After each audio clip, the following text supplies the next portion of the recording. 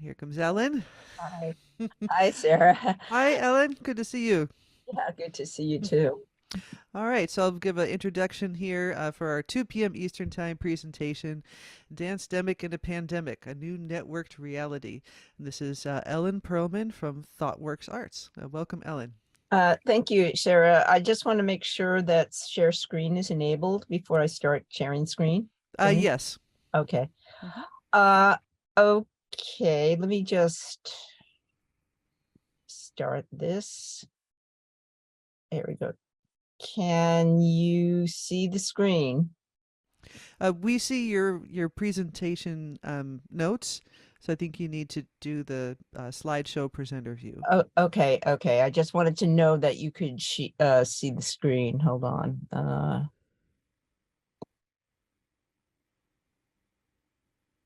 Now can you see it? Yes. Okay. Okay, hello everyone. I'm Dr. Ellen Perlman. I'm a MIT Research Fellow, a Fulbright Scholar at the University of Warsaw, Poland, a Senior Research Professor at Risabe University in Latvia, and I'm Director of ThoughtWorks Arts in New York. And what I'm going to discuss and show little bits of is some work we did from 2020, which is very relevant to the issue of networked arts, called Dance-demic in a Pandemic. So in the summer of 2022, we custom built New York and in New York and Estonia networks. We had a small grant from US Alumni Ties, which is a part of Fulbright, and the State Department. And we worked with Battery Dance Company in New York City, ThoughtWorks Arts based in New York, Emotibit, which is a hardware maker of biosensors, and Electron, which is a new media place and platform in Tallinn, Estonia. We created two servers. One was a custom built server actually in a closet at Battery Dance in Tribeca. Why we built it in a closet is because it was the pandemic and only one person could be in a studio at a time. So we built a whole customized server system in a closet. We had one camera, so all the one dancer had to do was push the on button. That was it. Two Emotibits for the two dancers, or biosensors, so they wouldn't have contact with each other. In other words, they each had their own dedicated sensor, so because of the pandemic rules, and two dancers dancing at sequential times. And I am going to show this in a video in a minute. The open call, we asked for people to participate with us with both audio and visuals live time, and we got participants from San Francisco, Toronto, New York, Florida, London, Ukraine, Estonia, and India. Live time. So the biometric data was manipulated into visuals and audio throughout the performance, meaning the blood oxygen rates and other aspects of the dancers who had these devices strapped onto their bodies, and streamed from New York to a custom-built server in Estonia and broadcast out. In other words, we weren't using Jack Trip because we were not enabled for Jack Trip, and our hosts in Estonia did not know Jack Trip because they were not specifically audio artists. But so they built their own custom server, which allowed us to jump over YouTube, Facebook, and everything else. It was an artist-built server, and it was their custom-built server was funded by the Estonian government, which was really great. So this is a little bit of the press about it, forced online. We did get some press. I just wanted to show this about Battery Dance, which has been around since 1982, and Jeff does a festival every year in Lower Manhattan. And so that's a little bit about this. And this is a little bit more, which I'll show you in a minute. This presentation is actually, when you watch it, you'll see it sort of like a live concert, but you can see In the middle panel, the device strapped on to Hussein, and that's Hussein rehearsing on a rooftop in New York City. And you can see the two pieces playing concurrently, and I will explain the pieces in the video, but basically, if you look on the the right-hand side, the image, the big image on the right-hand side, and you look in the lower right-hand corner, you can actually see a small square of a dancer dancing alone in a white studio. In the middle, you'll see a sort of graph, and that's his biometrics. On the left, it's the poetic words. And in the center, or the larger image, what you'll see is the dancer dancing and the words, which were a poem about language, because the dancer was from Romania, about learning language, and the language was manipulated live time with sound over the network. Both dancers were immigrant dancers. The other, Hussein, is from Iraq, Kurdistan. And so the issues they were dealing with were migration and loss, and especially in a time of pandemic and isolation. So this is the Electron platform in Estonia, and Electron is an organization in Tallinn. And so they work with artists in development, interaction, and research. And they have nonstop programming all the time. And I am fortunate enough to have visited them, and they just operate out of like a little studio with 2 rooms. They're very community focused. They are very popular in Tallinn. They have all-night events. It's a really wonderful little community organization, but it has global impact. So I was very fortunate to meet them and work with their engineers in developing this customized platform. And the idea of the customized platform is to allow audience interaction as well. So now I'm going to show the in these dance-demic performances, dancers wear Emotibit sensor devices on their bodies, live broadcasting their heart rate, blood oxygen, muscle contractions, humidity, and other biometrics. The first performance by Razvan Stoya draws on language to describe the perceptual experience of otherness.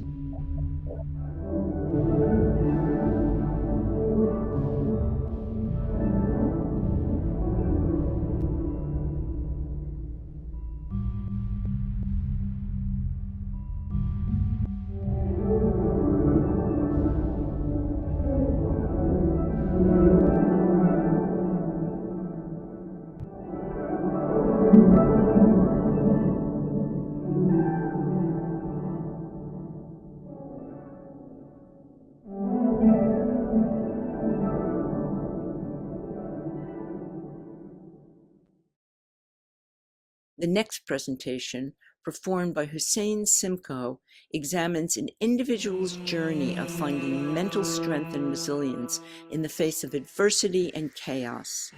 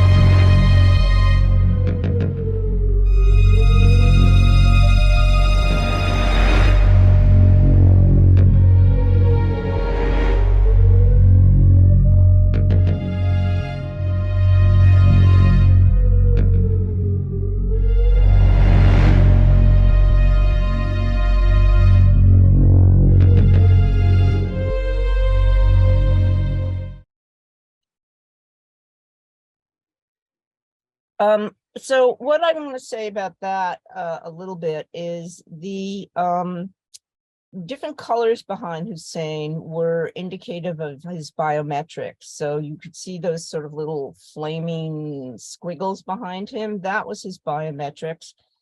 And all sound, all of it, and all visuals all of it, were being manipulated lifetime by the global network, all of it. So we had lifetime visual collaborators manipulating the background and the sound equally over the network. I didn't show the whole thing. I have a longer presentation, but I wanted to only show excerpts. Oops. So I want to show a little bit of how this was done. I can't believe we did this in the middle of, this was the strictest lockdown because lockdown started in March and we set this up in May and performed it in June and July. And this is when everyone was in like really serious lockdown. So if you look on the left in the sort of orange, you'll see the dancer, there's the little dancer. And the dancer was standing in front of a camera, which was a special black magic cinema camera. And the dancer was wearing an emoji bit on either their hand or their forehead. And it was being routed through the battery dance router. Now, why that's so interesting is we had to work with battery dance on up-leveling their upload stream. And they live in a historic building, which is very important in New York City because you can only do so much renovation or change to a building. And so we couldn't install a satellite because that would not be approved by New York City Landmarks Commission. So we had to upload the stream and get Verizon Tech out there during strictest lockdown. And that was unbelievably difficult, but we did, or they did.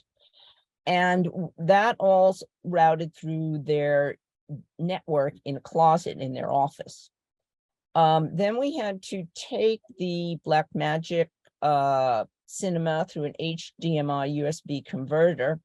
And in the middle, you'll see our live stream workflow. So in the middle, we had people working with Max and MSP for the some of the visual for syncing.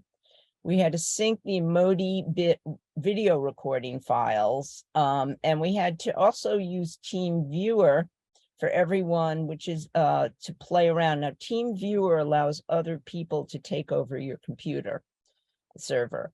And so we had some of the artists who were around the world piping into the server in Battery Dance Studio, which you can see in the orange.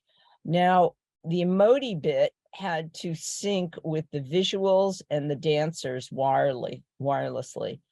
And then it was piped out to OSC, which as mostly musicians here on this call, you'll understand very well. And it could be piped out to OSC, which is that orange square inside the blue square.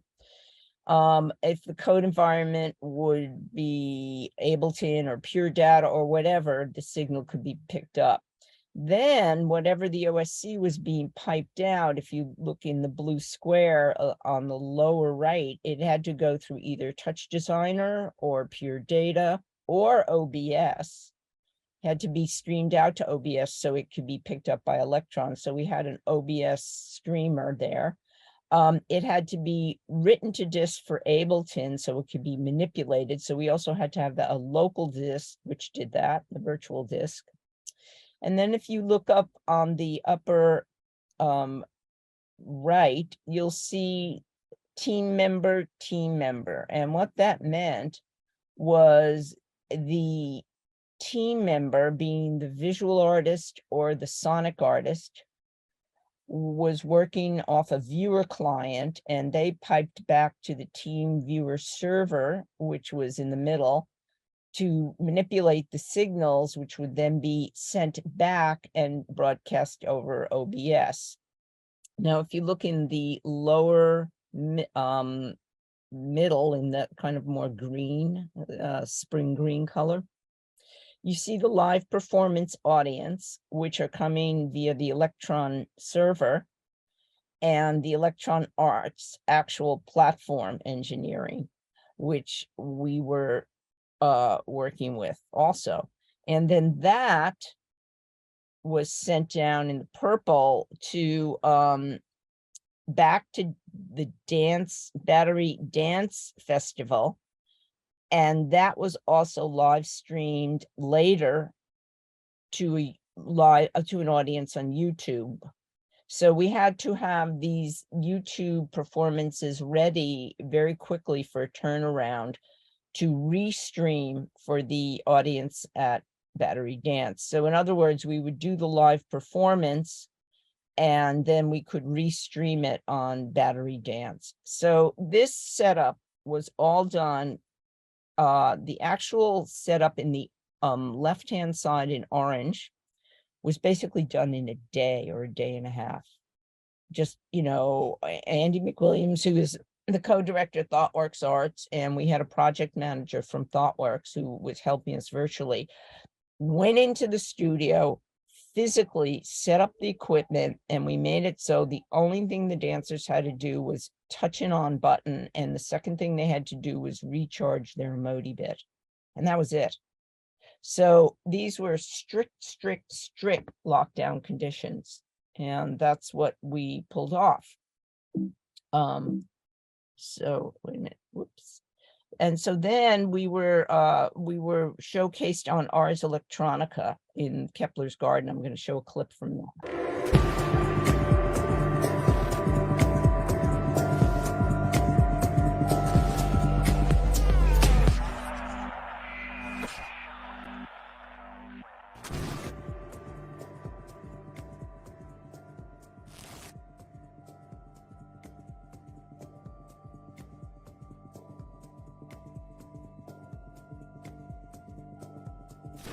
I've really been thinking through this whole isolation and lockdown thing. And so the postmodern condition emerged alongside an increasing concentration of power in the hands of those who control information, the economic system, and knowledge production itself. And some of what we've shown has been our creative response to this. Especially in New York, we have created our own platforms that circumvent this entire structure. During the pandemic, larger organizations and institutions shut down and they laid off almost all of their staff. So we did not have cultural support in large institutions.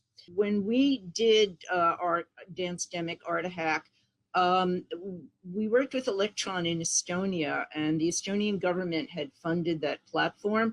And that was because the people in Estonia found that Facebook and YouTube were cutting off their content for copyright violations, even if it was the performer's own piece.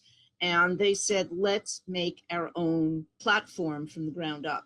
And so now this platform exists and nobody can get their hands on it except Electron letting people get their hands on it. So they've jumped over Zoom, YouTube, Facebook, everybody, as has Culture Hub and has what Sarah has done. So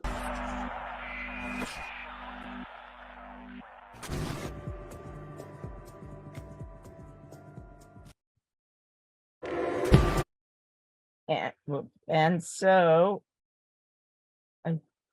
yeah, so that is pretty much the presentation in which I wanted to discuss the overview of this whole environment of networked performance. The difference between what I'm presenting and what most of this conference is about is this conference is centered on the uses of Jack Trip and specifically audio over networked capabilities. And as a visual artist who works with biometrics, I bring in a distinctly different flavor.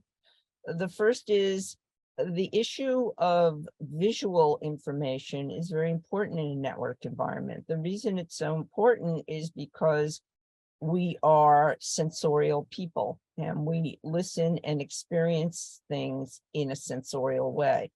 So that's the first part of it. The second part is Jack Trip is a more or less dedicated platform that's usually, but not exclusively, based in universities. And we wanted to open something up to non-university based individuals, and also to bring all of this back to the artist-owned, artist-initiated capabilities. The thing that I discovered over working with network performances, now it's been about 12 years that I have worked with network performance, not as a specialty of mine, such as this conference, but as one of the integrative methods I use for digital, hierarchical, networked, and non-network performances. One of the things I've discovered is that the visual is very deprivileged for the most part. What I do see in many network performances is I do see the equivalent of generative graphics accompanying an artist's sound. And that's to be expected because the sound is being privileged in all these performances. The issue with video is very complex. First off, because of compression and codecs. And in order to compress video and send it over a network, there are real problems such as sound with Jack Trip has very low latency. Video has latency, and biometrics with video can have up to 10 or 11 seconds of latency. So this creates a very different performative environment. The second is most musicians are not attuned to or trained to the issue of the way that visual networked information hierarchies or de-hierarchies with sound in a visual performance or in a visual sound performance. In other words, the research into networks is so sophisticated and so granular that the visual is sort of like the frosting on the cake. It's a great addition, but you can consume the cake without the frosting, and you can consume the network performance just with the network performance. The perspective I bring to the table in these kind of networked environments is not to have just an accompanying nice video that accompanies sound, because that is something that you can do with a movie projector or a slide projector, and goes back to original light shows in the 1960s at rock concerts. You know, this is medium of generative graphics with visuals actually has a long story that goes all the way back to the history of animation in the turn of the century, and in many places in Germany and Vienna. What I work with, and what I'm very serious about working with, is two things that are differentiate this. The first thing that differentiates it is the manipulation of visuals live time in response to an individual, specifically an individual's biometrics. That brings in the live time human animals livable system. And in that livable system incorporates in a networked way the actual nervous system or aspects of the human nervous system into the relationship between sound making and visual making. And it's a very specific type of feedback loop. It's a feedback loop between not so much the viewer, although I'll explain how it could be a feedback loop between the viewer in a minute, but between the human performer and those that are not manipulating, I would say, enhancing their biometric symbols and signals lifetime.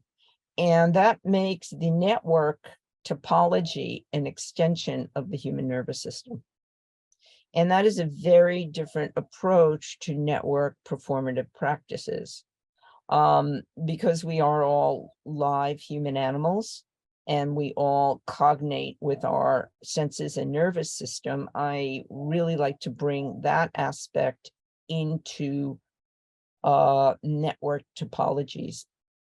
The first project I ever did in 2010 and 11 with networks was data mapping dancers in a motion capture studio and using their movement to change videos, playing, this was in Hong Kong, playing in a studio in Calgary, Canada.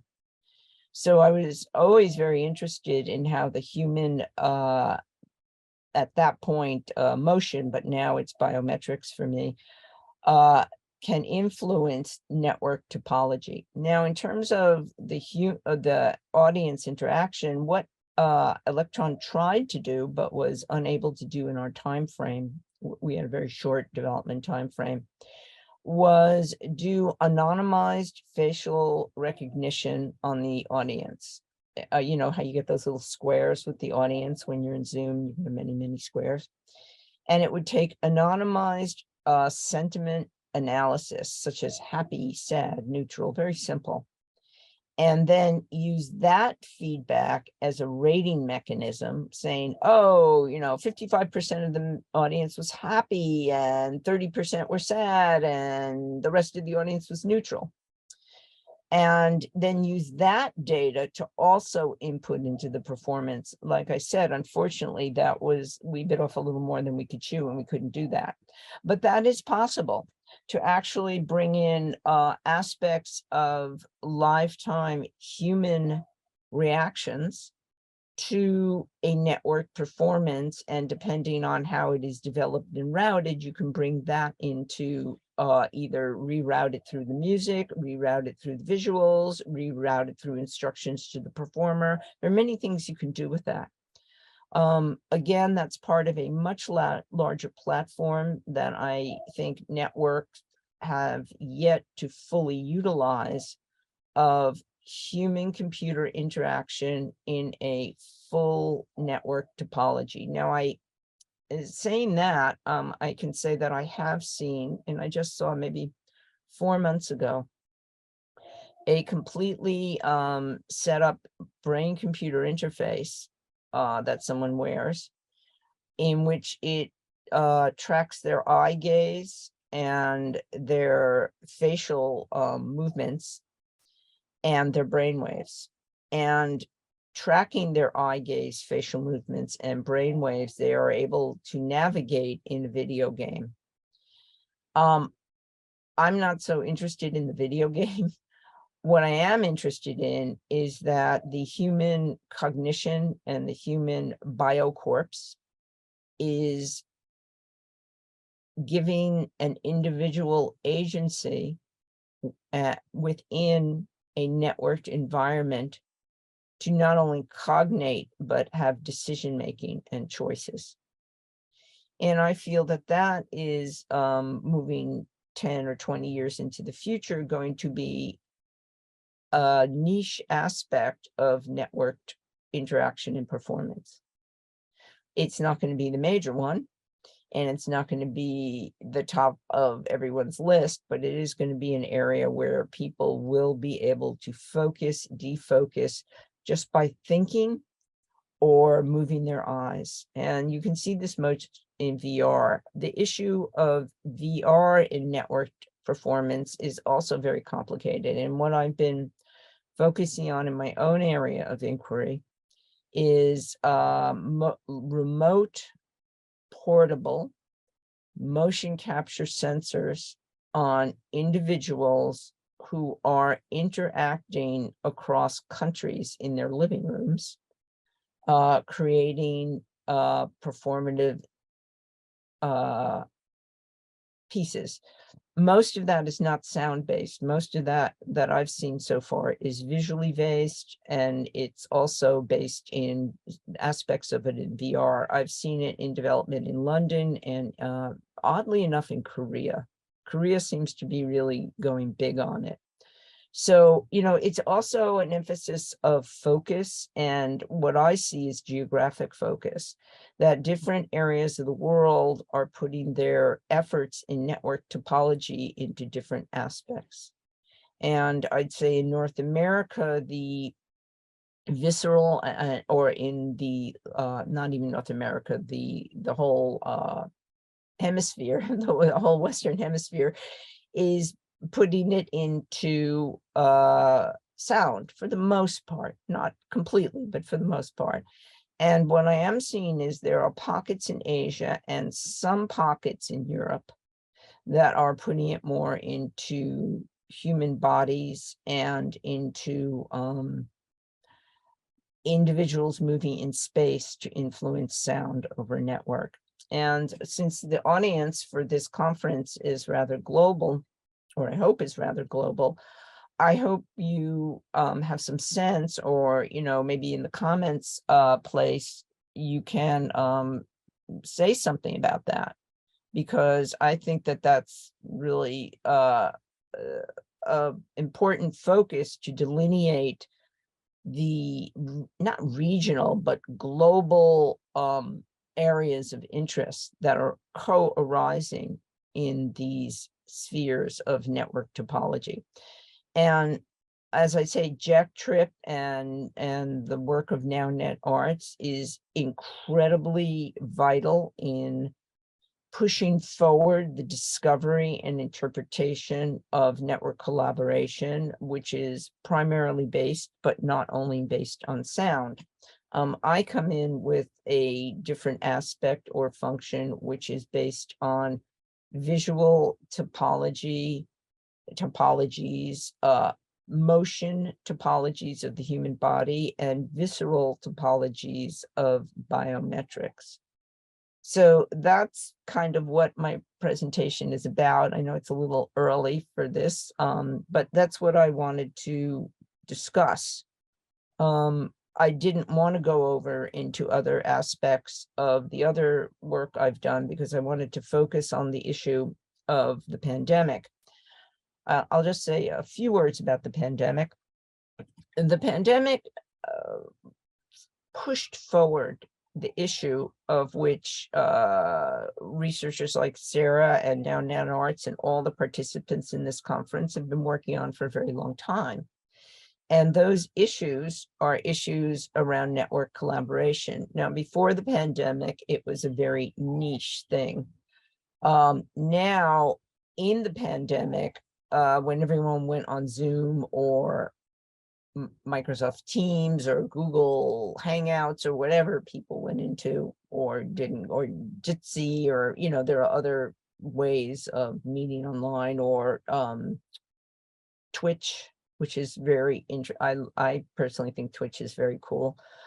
That pushed to the forward all the hard work that everyone had been doing for basically a decade behind the scenes, even more than a decade, but recently I would say for a decade.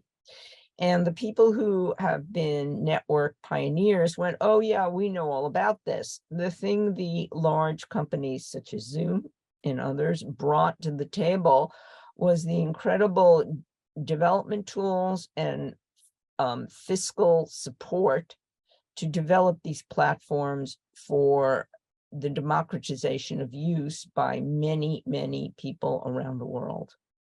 And that can't be emphasized enough, that it brought it out of the realm of a sort of sequestered group who were deeply involved in the research aspect, and brought it into the homes, especially of school children.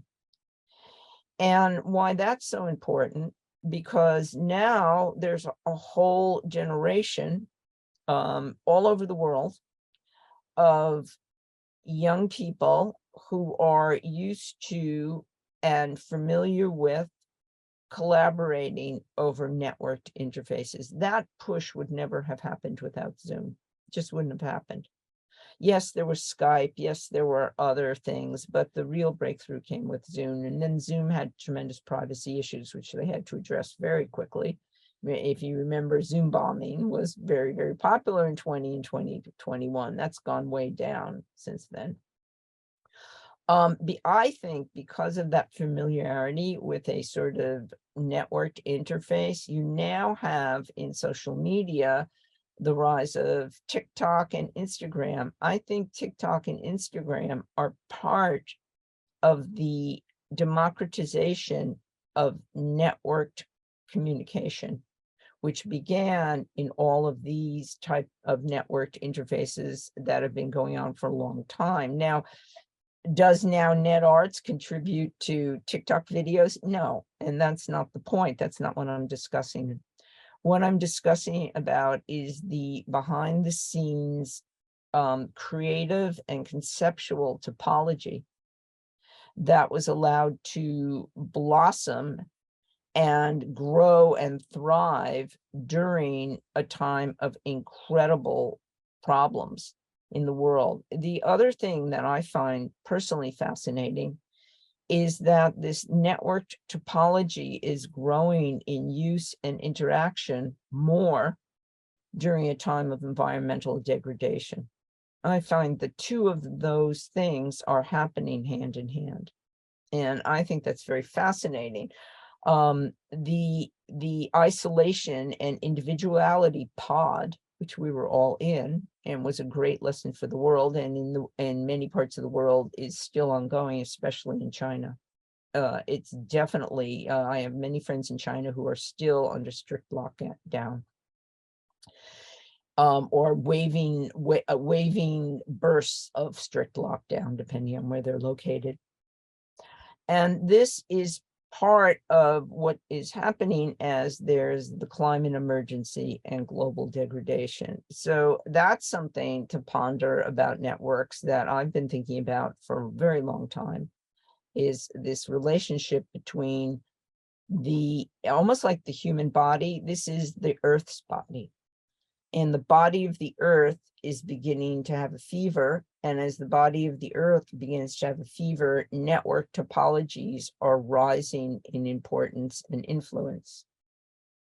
That's a very interesting relationship. And I don't think it's the position of NowNetArts or the mandate of NowNetArts to investigate why, but I think it's something that can be mentioned at a NowNetArts conference, because this brings in a lot of philosophers, theoreticians, environmental activists, environmental artists, and that's a whole other situation. There are people I know who would argue very successfully that plants have networks or rhizomes, and that these plant ecologies should be brought in to the network focus. I know that this is a movement that's very strong right now in Europe, specifically because the European Union is putting a lot of fiscal support behind these kinds of things. So the plant consciousness and plant network discussions and plant music, or organic music made by plants, interpreted by humans, of lifetime interaction, are also part of network topology, or can be. They're not inherently part of it, but they can be. And again, that's part of this understanding of this new shift of networked platforms, environmental degradation, the human nervous system merging into a sort of sphere in which the virtual and the non-virtual coexist, or cannot coexist on demand. And this issue of on-demand existence of the virtual and non-virtual was just proven through the pandemic. And specifically the piece Dance-demic proved that over distance, you can have other individuals all over the world manipulate data from your one individual's biometrics, or blood pumping oxygen from their lifetime beating heart. And that can be sent out to a network and manipulated with signal processing in the network. So it makes the network into a extension, an almost post-human cyborg extension of the human animal. And that's the implications for me of networked art and network topology. It begins in sound-based experimentation. It moves to the next stage of visual-based, is restricted by the speed of light of visual information and compression codecs, and then can up-level to biometrics. Now, the thing about biometrics is they travel about the same as the speed of sound, both in the human body and over networks. So biometrics are all actually a little more in sync with sound over something like Jack Trip than visuals are, which is very interesting. So what that does is that somewhat separates out the auditory to the ocular. And in my own work, what I've discovered about the auditory to the ocular is that the auditory hierarchies over the ocular. And what I mean by that is you can watch, think about this, you watch a movie trailer for something, and it's a man on horseback riding on the plains, or a woman on horseback riding on the plains, and you just see this video. Now you can put in one soundtrack of Thundering Hooves, or you can put in another soundtrack of one of the concerts that we just listened to. And your experience of that person on a horse back is going to be very different, and your interpretation is going to be very different depending on the soundtrack. And I was very surprised when I started putting all this thinking together of the great way in which sound influenced visual perception. I was quite stunned by it because as a mostly visual artist, I believe that visual perception hierarchied over sound. And I found in making interdisciplinary pieces that that was not the point. What that hooks back into is that hooks back into the perceptual process of how networked sound and the human nervous system can work together and influence the visual parameters and auditory parameters of a performance piece. And that's a very interesting relationship, which needs many years of research to drill down into, but one that I hope that this conference and other conferences will take up, about the integration of these different sensorial experiences, and then there's the integration of the perceptual cognition, which is a whole other thing, of how the human animal and other animals and plants even cognate sound and visuals. So for me, that's the network. The network is the human corpus, and the human corpus is the network. And we have all these interface tools to deal with about that. So that was the lesson for me of Dance-demic. And I think we're at time now, or my understanding is we're at time. Thank you very much, Ellen, yes, for this very thoughtful and multi-layered presentation. And yeah, it's wonderful to hear your expansions on the dance demic, and then also taking this into the larger scene of networking presently and into the future. And some of these topics, it's things I hope more people will write onto, the kind of the history that comes into this, and future thoughts about where things go, kind of the evolution, right, of things. So it's really great to hear you talk about that, and hope to see some writing on that too at some point. Yeah. But yeah, getting back to the dance demic also, and this idea of the biometrics. So uh, I can say that actually, as you may imagine, that things have evolved quickly in these past couple years, and so this conference has actually been highly visual, I have to say. So the performance that we had in the previous hour was a bit of an exception. That it was, kind of so music focused that really a lot of the concert and performance demonstrations here have been very heavy in the visuals at this time. And I think a lot of people kind of coming into the medium are embracing those aspects. And also that Jack Trip has been adapted to run from public internet Oh, quite easily. So it's been through the use of cloud servers and remote servers, so that the um, the bandwidth, the CPU, and the firewall uh, parameters are now hosted remotely, so that people can connect from uh, on, for example, 2 megs of bandwidth. mm. And there's also dedicated devices that they could use, like Raspberry Pi versions or desktop versions. So uh, that has really changed the landscape. I think in very good ways that it did kind of come out of the university scene, but really it's quite public and growing in that way as well. So that's been a different kind of In how many years would you say, the past 2 or 3 years or longer? definitely during the pandemic. Yeah, there Yes. was a massive community effort that it took about 9 months. I'd have Huh. to say, but yeah, it's that's kind of a standard model now. Yeah.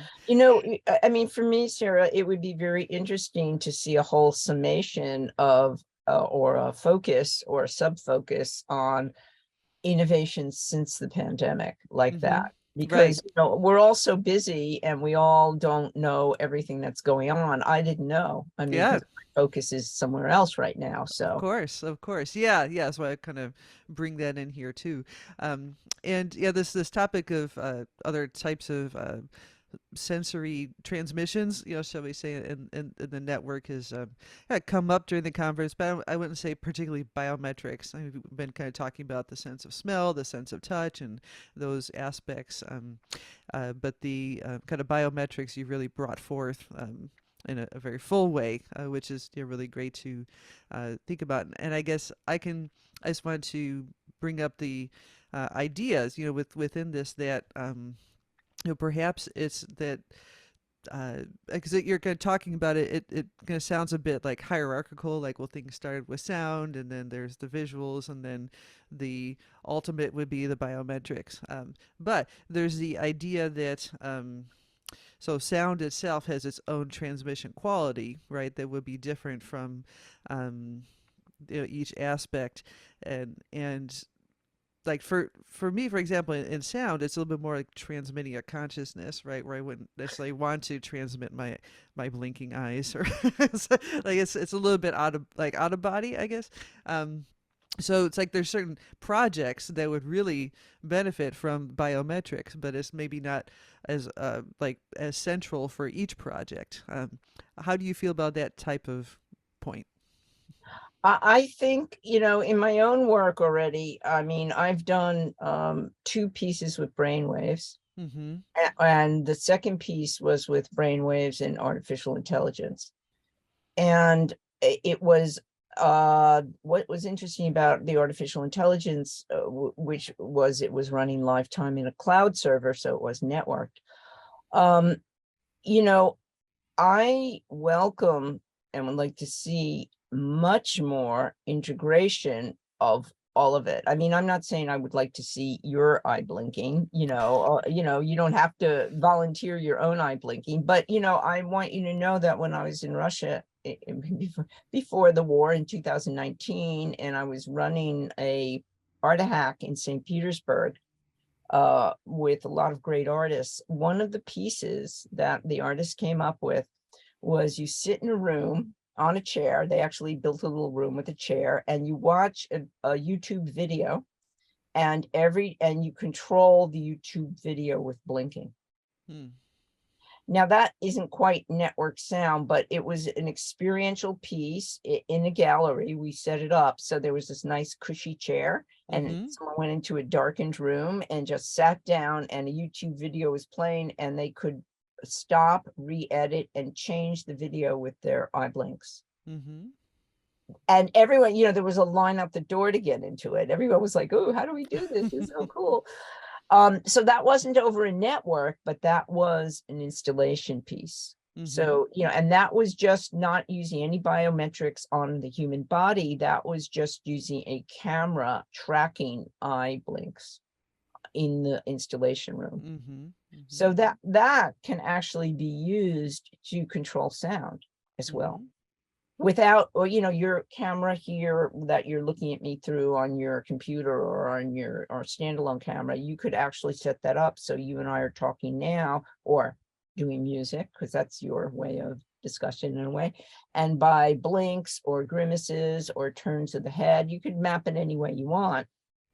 You can create a sonic environment of Mm-hmm. your choosing. So that's what I mean by bringing in the human, much less motion capture, which is joint oriented. All motion capture, all of it is around the figure of the human body, the Mm-hmm. little stick figure. And every time a joint, like what's mapped is the elbow to the wrist, and the wrist to the finger, and the finger to the joints. So you can map all that, and just by going, you can make sound or Mm-hmm. not. So that's all already part of it, Mm-hmm. although in limited ways, in limited quantities. And that's up for great musicians and symphonic works to go ahead on. Since I'm not a musician, I leave it to the musicians, because I'm not a musician. I work with musicians, but I couldn't do it at all. Hmm.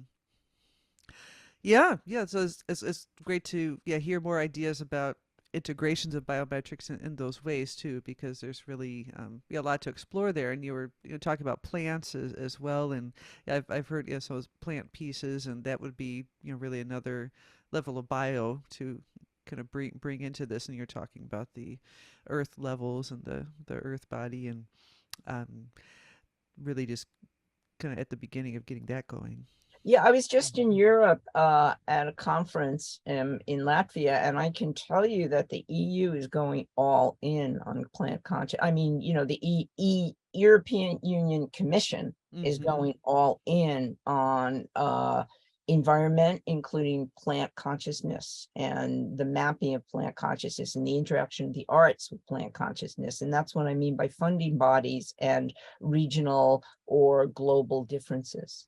And we Mm-hmm. don't have that here in the United States at all, really, Right. Mm-hmm. at all. So that's why that's flying over there and it's not flying over here.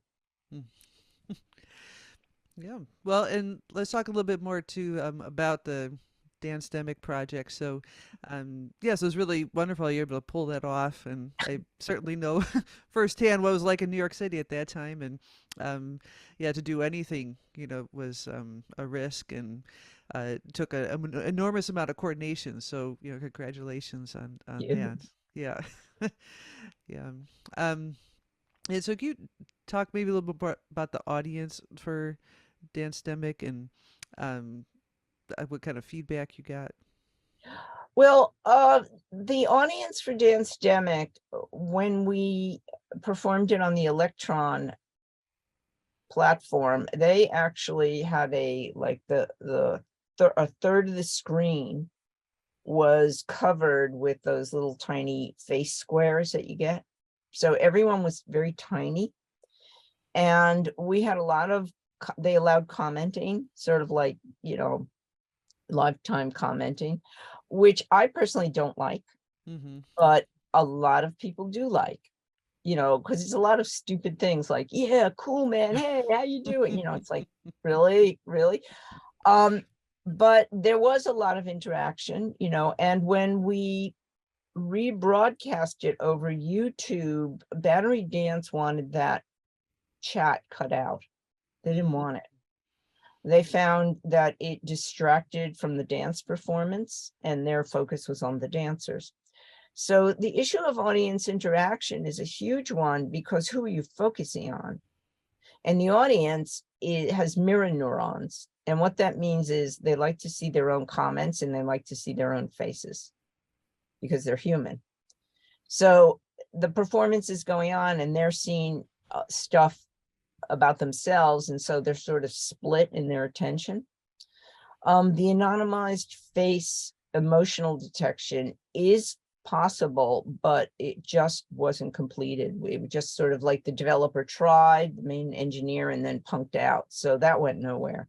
But what I can say is with enough time and with enough investment, you could actually have a lifetime feedback loop between some basic emotions of sentiment, analyzing those emotions lifetime, and then changing aspects of the sound or performance based on it. It is possible.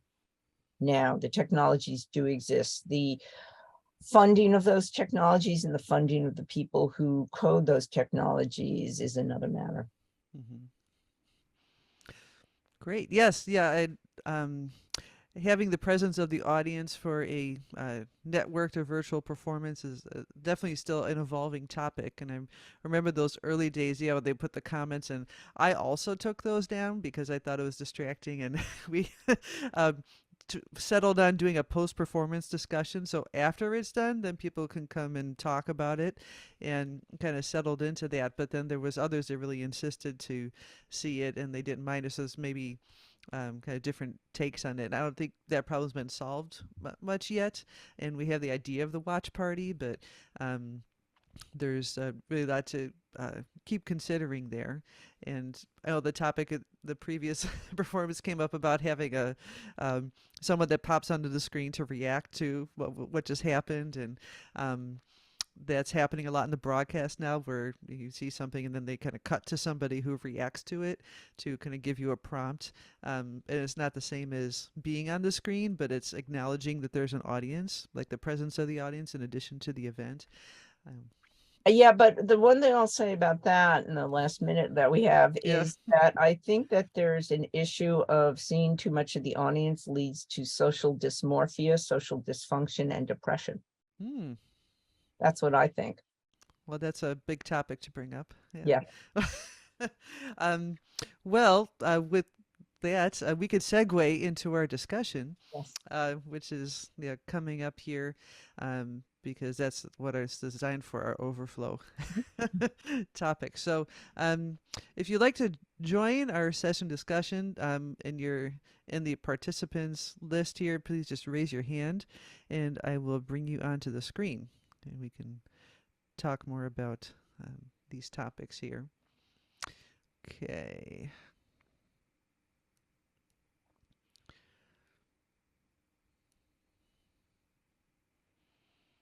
Okay, and who else would like to come onto the screen?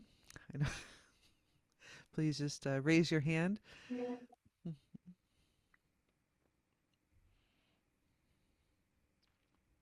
Hi, Joseph. Hello. Good to see you. Welcome. All right. So again, if you're just arriving for our discussion session, just raise your hand and I will bring you onto the screen.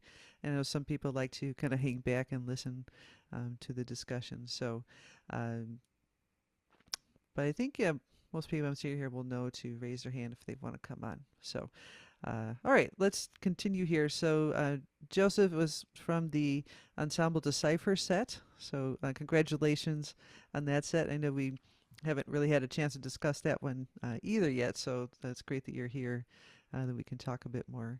Um, so, Ellen, why don't you continue your thoughts about the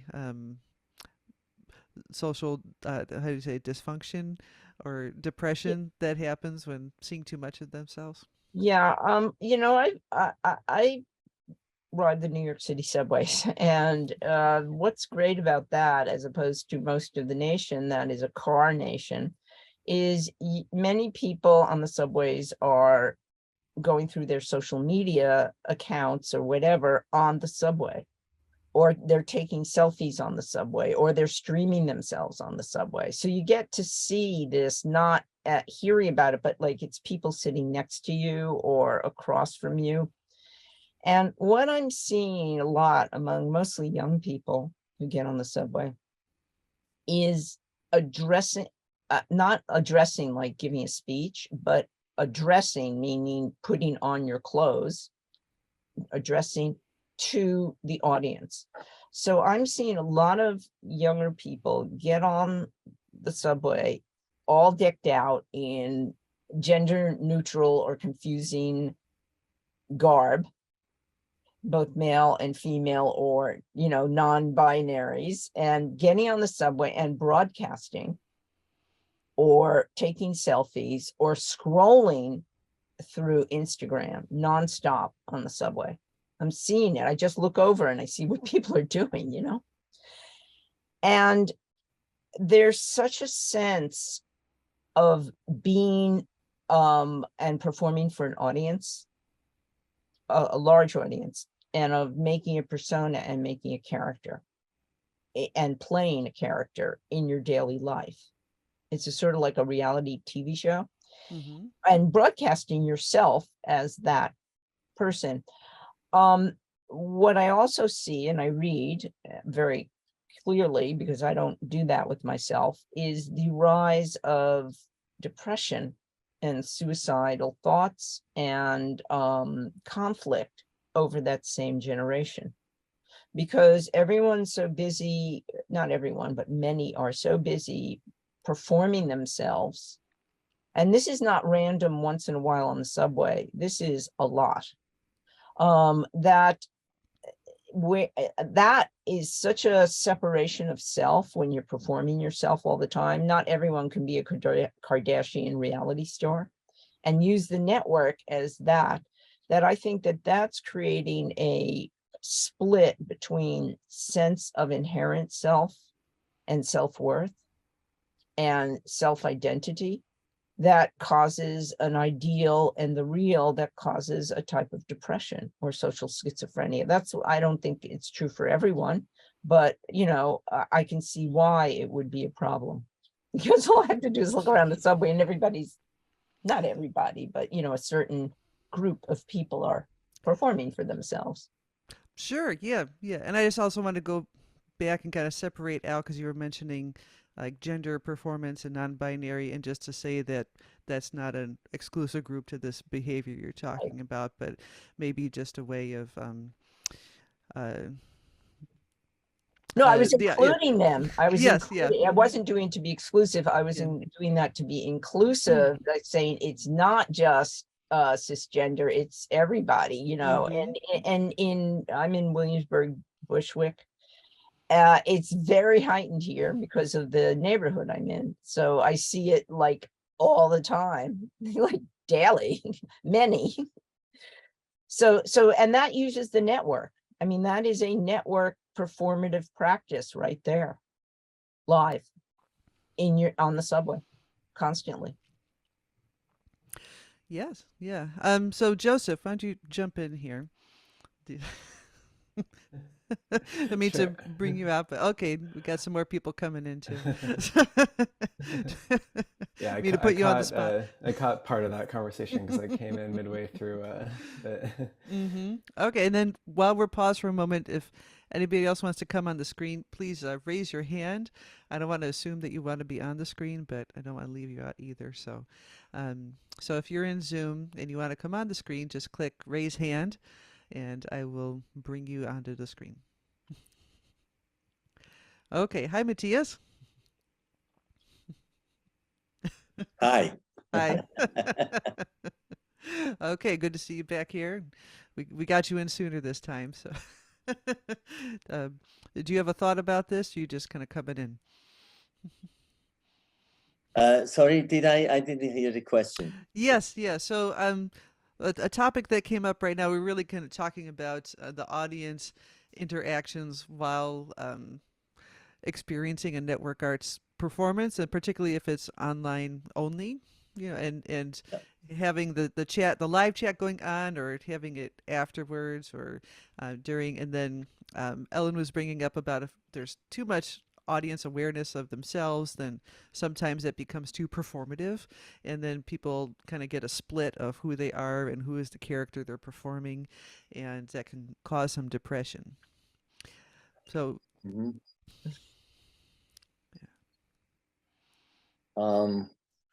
you either kind of comment on Well, that or I also just think Joseph was just going to I still have to. I didn't hear the whole thing before. That's Joseph okay. wanted you were asking. There is some noise, background noise, or what is this? So kind of a oh, now it's coming back. What is this? Do you Is hear this extra noise? I don't think we hear it. Oh, it's unbelievable that I hear this.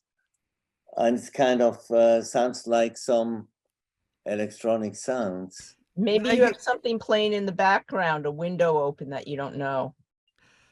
I hear it in The your voice oldest though. thing Like, that could be yeah. possible Hmm. is, oh, I see, you know what I have, of course. Your end, yeah. Something's Thank playing on you. your I end. had the venue on, Yes. you know.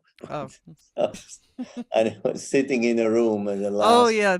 shortly before dying, you know, so it's getting really like this, yes. Yes. Yeah. But still sitting. Sorry, Joseph, I'm I was just gonna say on that topic that for me, having that ability to communicate between audience members in a telematic performance is part of the liveness in watching something that's only online. Otherwise, I can sometimes feel like I'm just watching a video.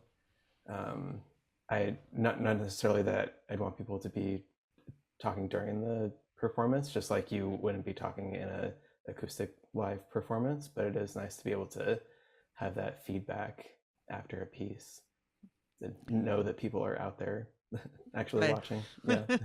So for you, it's more like afterwards to try to make up some interaction. Yeah. Yeah. And what would your preferred format of interaction be? Like to um, have a text chat afterwards, or set up a Zoom room, or what do you think about that? Because this is still quite new about how to do this, I think. Yeah, I think a text chat afterward, and then also like that what we're doing now being a sort of like after the concert people come together and they get to talk. So something like that, maybe both, like so you have that way that audience members can directly interact with the performers after the Mm-hmm. performance. Mm-hmm. Okay, great. Yeah. So Matthias, you've been checking out the performance of Ensemble Decipher, which Joseph was in. yes, where you had all the just people's hands on the keyboard, and I was they kind of fascinated me because it was reducing it to part of the action, you know, so it puts you on another level. You're not reading face expressions, you are not reading like the power, the physical power people put into playing an instrument. So it puts you on a very different level of participating, which just shows me that how important it is to really choose us, if you have an online performance, to really care about that surface and to see where you put the cameras and to see what how you want to present it, because that it's saying something immediately, you know. And if you have 6 people playing and they all have the same you can call it aesthetics of dealing with the, you see them manipulating. I thought that was very simple but very consequent, and actually gave me a strong impression.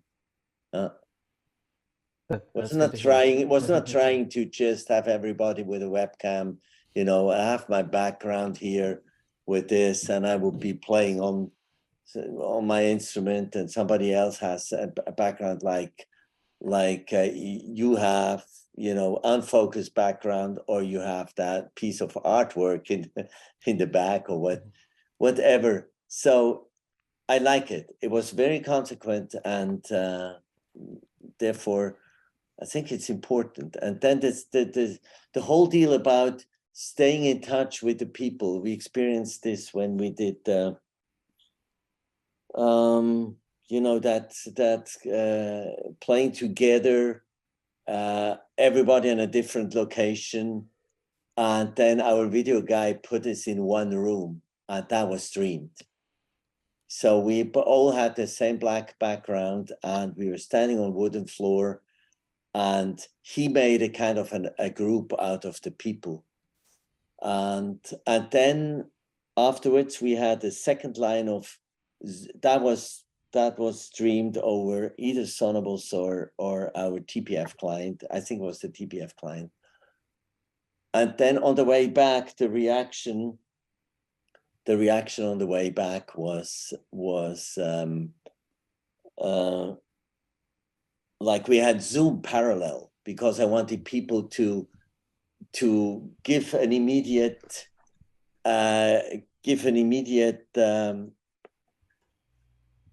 be able to have an immediate reaction. So that was what it was. And we had that Zoom, and it actually worked. I have to see if I have this here.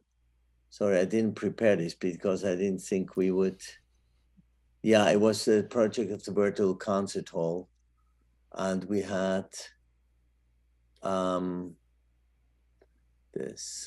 Sorry for letting you wait here. It's just.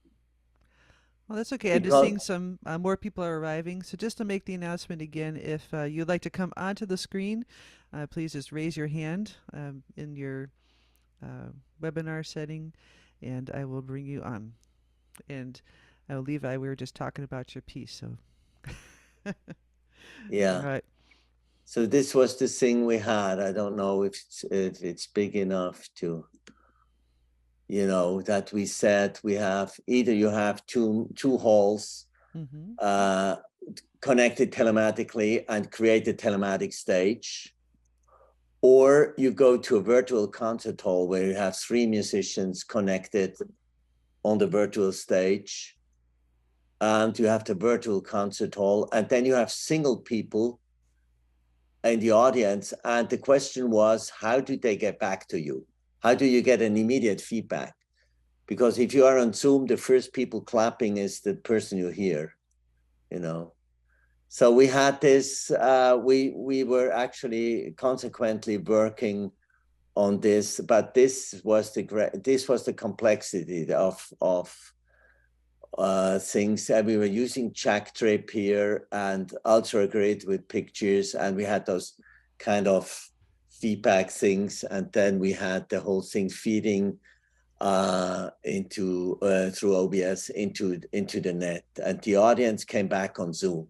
So we established 2 levels, and for me the most, that if I can be fascinated by a concert, an online concert, but the moment I feel like I want to clap and I'm sitting in my room and clapping myself, that's a moment where it breaks, when I feel, shoot, if I'm sitting here and going like this, and what's happening? So I don't feel the other people listening to, I don't feel the other people that were listening, the whole crowd listening to the thing. I always have to imagine that maybe there are 20 more people.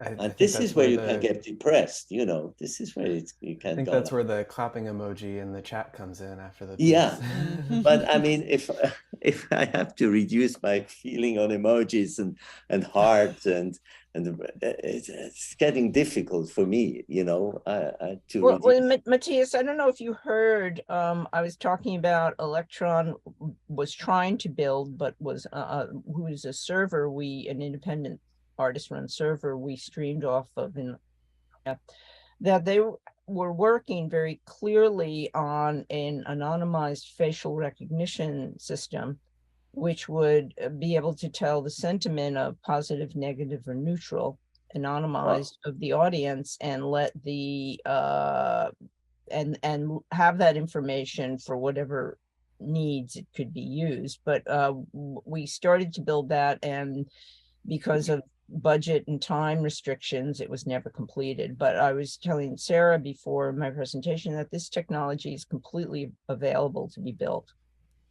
easily. Not easily, but I mean, Uh, all the components are there and you need the funding. That's what I mean by easily. You need mhm, to fund the right engineers and the right people to do it. But that could be anonymized, or people could opt out of even being part of that anonymized information on the side when you see all those many people on Zoom.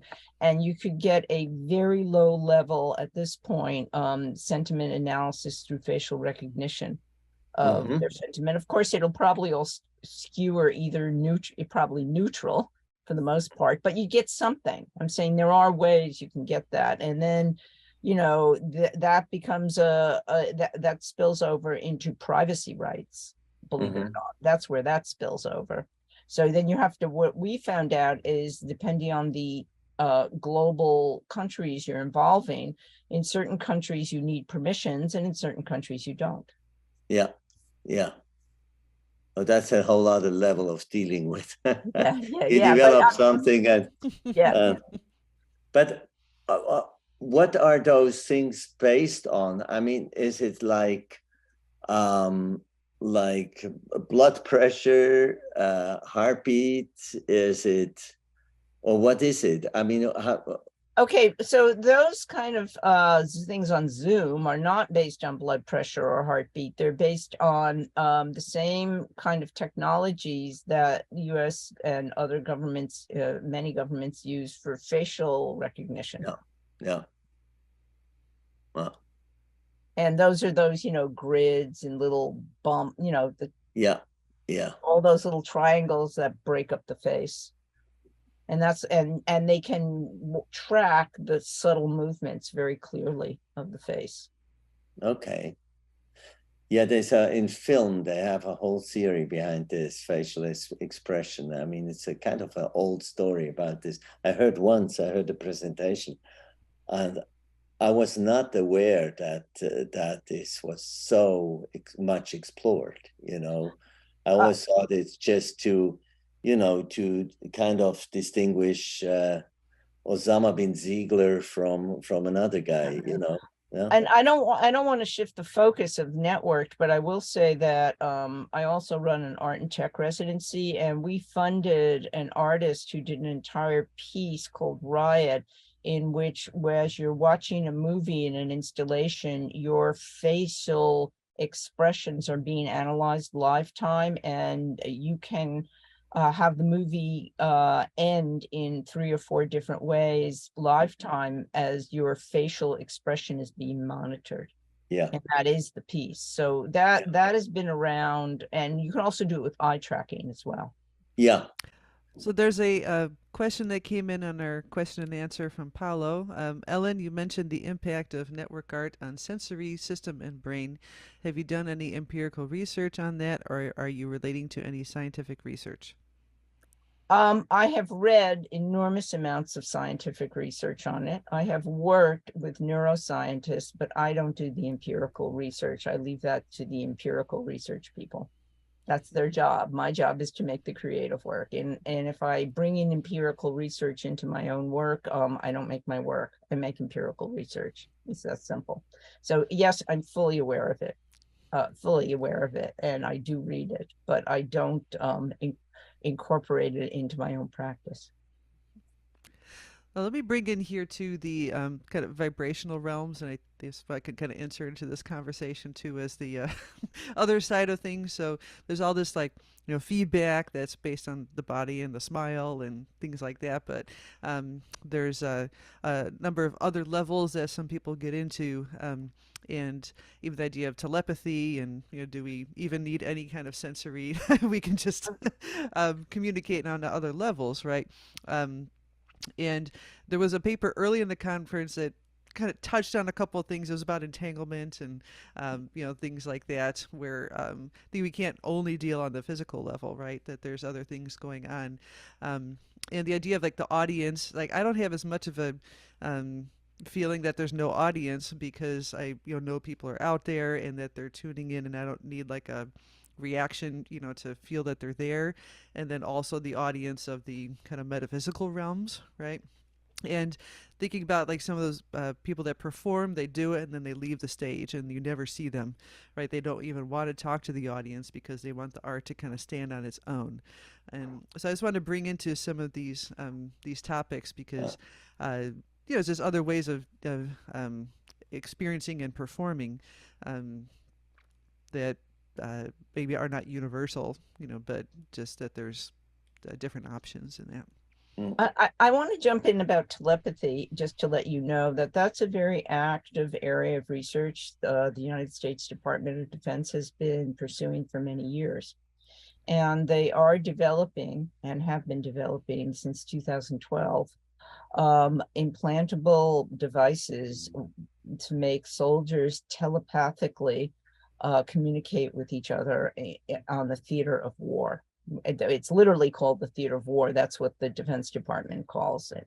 And that they have been funding very extensively and for many years research in this area. That I just want to say that about telepathy. Wow. That is not a kind of off the shelf, off the cuff remark. It's a very serious area of inquiry to make brain to brain telepathy over networks reality. And they've already had great breakthroughs in biomedical breakthroughs of people who are paralyzed, that someone's brain signal from somewhere else can be sent over a network and cause a paralyzed person's hand to move. That's already been done. It's called it was called BrainGate, and it was done in 2009. So that's a reality, and it's not talked about much. So I'm just saying that's not something weird from my thinking about the electronic impulses from the human to devices to human. It's very real.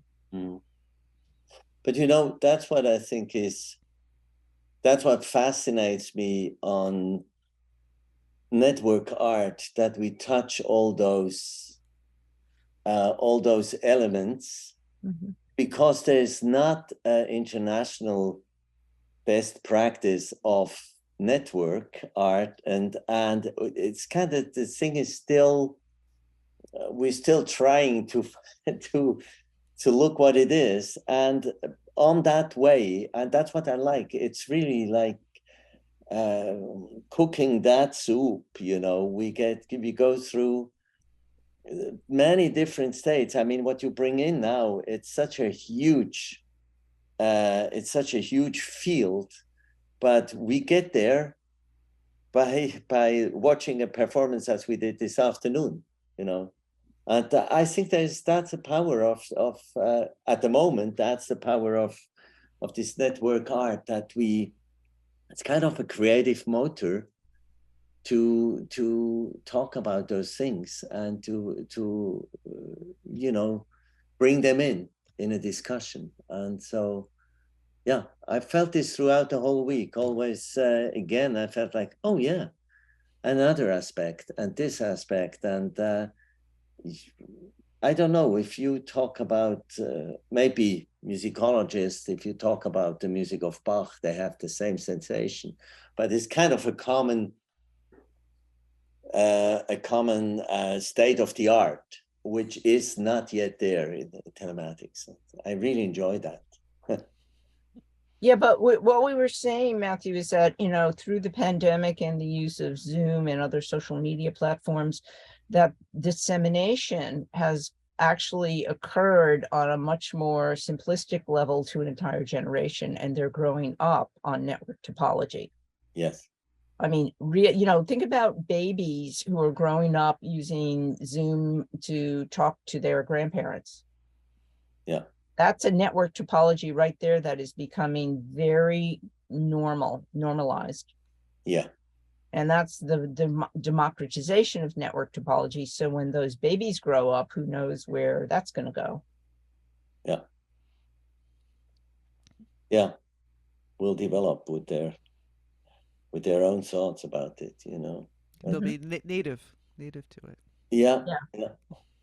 And of course, you always leave something else behind, if this is your reality, and you are not considering this as being a parallel reality to this other reality you live in, then it's hard for people from outside to believe this and accept this, you know. So it's a big challenge to show those young people that there are different levels of communication, and as we had to learn that other level of communication.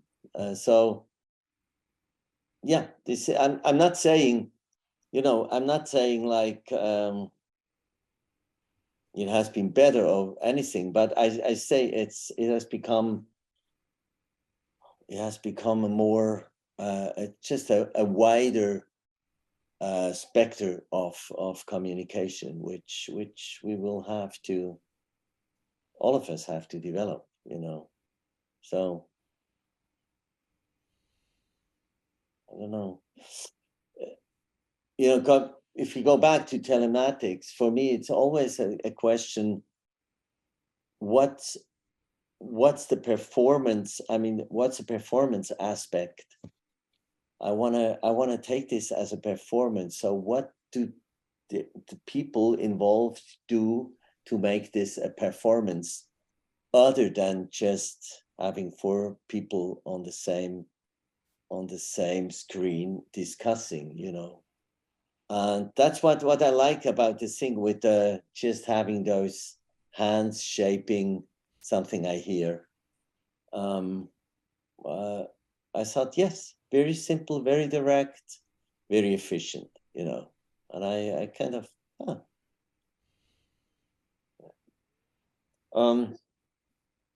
you know, maybe it's too fancy, but following the discussion we had after doing that virtual concert hall where we had the 3 people, it was also during pandemic.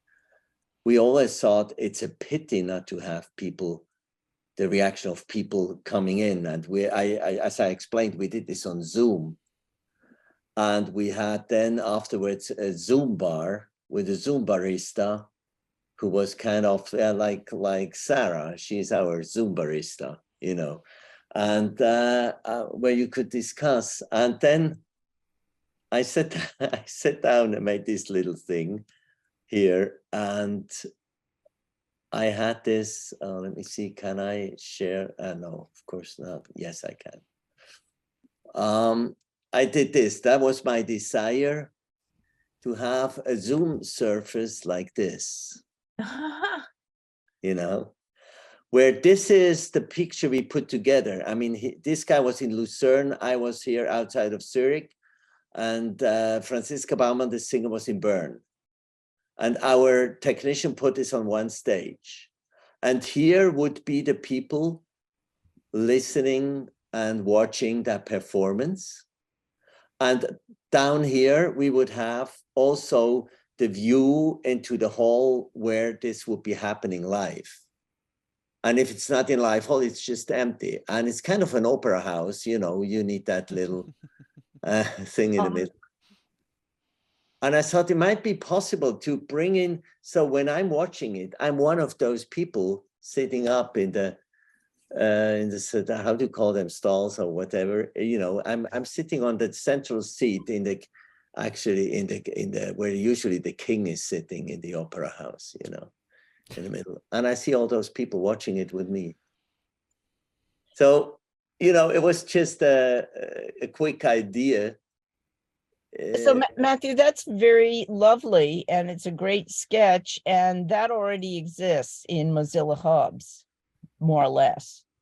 If you've ever been in Mozilla Hubs, I mean, not exact, you know, it's Yes. great you brought it in, and I've watched conferences, performances, and been to exhibitions in Mozilla Hubs. Yes. And that, you know, that's a very tough call with Mozilla Hubs. You know, I see its uses. Have you experienced performances in Mozilla Hubs or I think I've experienced one. It was kind of built up like being in a museum and going from space to space and having a group of people, but I didn't have them one-to-one. I just had them as characters here with a Yeah. name tag, Yeah.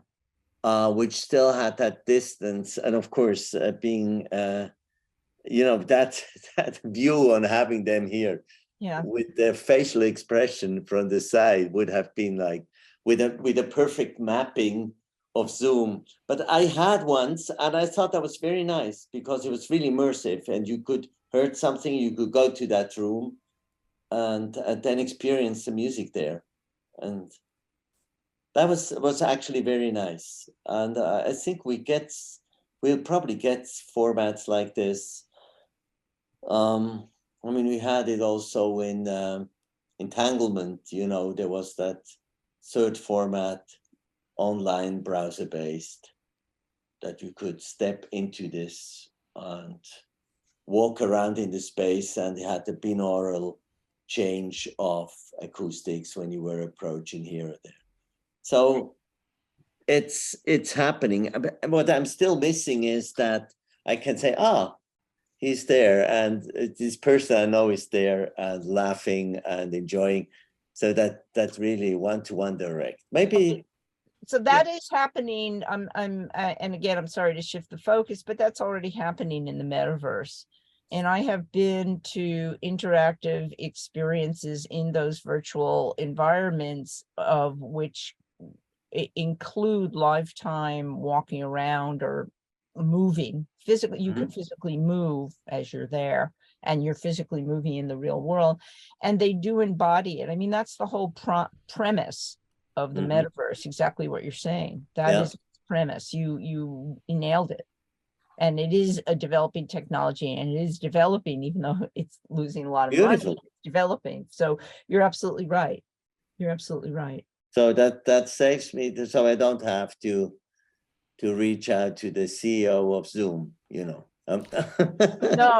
what you might want to do is you might want to, I don't know where you are, but you might want to reach out to people who are working in interactive VR performances and try something like that. Yeah, we have some people in our university who are. Where is the university? It's Zurich, University of the Arts, and we have the immersive art space with mocap and the whole thing, and we have lots of projects that are going this direction. It's just it takes some time to bring all those people together, usually it's a long way, although you're in the same building. They have their programs, research, but I'm glad to hear this. And I do some investigation and also talk to people at our university about this, because that might really be a next step into performance-wise, which really makes it an enjoyable performance. Well, let me bring in another perspective here too. I bring in another perspective here too. Yeah, that so yeah, as Ellen mentioned, the metaverse, is losing a lot of money, and it's a kind of question of is this something that the mass public wants to do or not? Also, because in order to do something like that, you have to. Well, you can either have it on your computer in some of these worlds, right? Or you have to put on the headset and do the whole thing. And there may be a kind of orientation to how people want to experience performances, that some may just want to close their eyes and listen. Some may want a VR environment. And maybe there's the performance has different ways to experience it. Might be another type of solution where you can kind of choose how you want to interact with it or not. Because I think of the ideas of consent too, things like that, where if you put on that headset, you're, those, psychologically, from what I understand, that's very powerful. You feel like you're there, but then you have to trust that environment, right, that you're going into. And do you really want to give up that sense of your own agency and reality to kind of trust that this other place isn't going to be stealing all of your data and selling it to people, and trusting the experience that's going to happen in there too. Because I say, sometimes some of these new realities can be very jarring too, for people. So I think there's a lot of kind of psychological aspects to bring into this, and I don't want to like get into assuming that my way of wanting to experience a performance is universal either.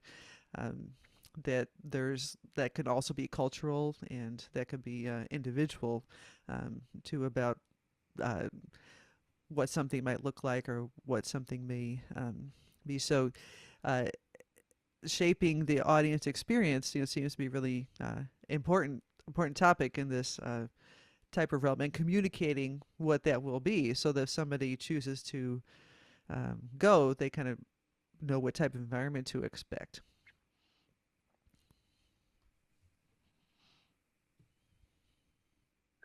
Yeah, and I've been in a number of these environments, and I've just in the past year, and the environments are very interesting. They're working more with motion than sound, but they do come in with sound. And the environment that has worked the best for me has been when I am in a headset and I can walk through physical space and interact with people. I'm not sitting down with a headset. I'm actually using my body to move around, and there are other people moving around, and then we're in the virtual space. However, that's also a very privileged position, because you have to have the money for the gear and the maintenance of the tech people and the site. So it's not just putting on a concert, it's putting on a concert with a full technical and ensemble, as well as the performative ensemble. And this can only be done through tremendous amounts of either on the fly work or funding. And so, like at the university, that could possibly do that. So that's a question of, personally, how I like my performances. Go in and see the performance personally, although I like these other aspects as well. I do very much, but as a melange, not as a staple. The nice thing about the hubs is that you can go in on your computer or on your phone, or with all the headgear too. So that's one of the nice things about that. I've been thinking about this myself. So I did a performance, just a mock-up in hubs, and I thought, well, that's kind of uninteresting because it's just like watching a screen. Yeah. So I thought, well, let's put the performers individually in the space and design the space, a specific space, not just like a proscenium stage or something like that. So again, not try to replicate reality, but to do something that is, specific to that kind of space. But the other thing I thought would be really interesting, Matthias, you talked about listening to yourself, being a spectator in your own concert. I thought, well, why couldn't you go in there and actually watch yourself perform and perform along with yourself, right? So that's the next thing I want to try.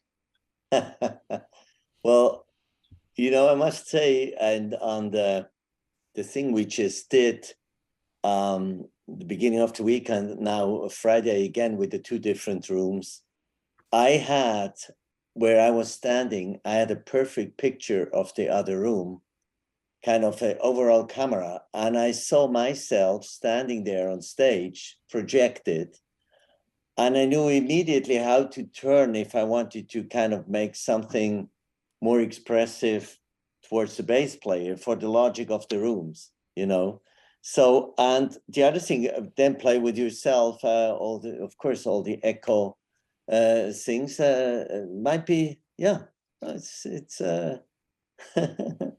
it's well, me, myself, and I, yes.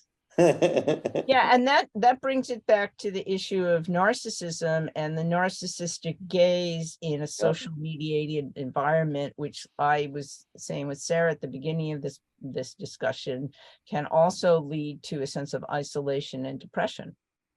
So there's social implications of not for you individually doing a performance, but I'm saying what this boils down to is it also goes into the whole selfie generation and streaming generation. And what we started this conversation about was because I'm in New York City, people get on the subway and they perform themselves lifetime on the subway and stream it or take pictures of it constantly. Yeah. It's not like I don't have a car culture here. So people are doing it in front of your face, like sitting next to you.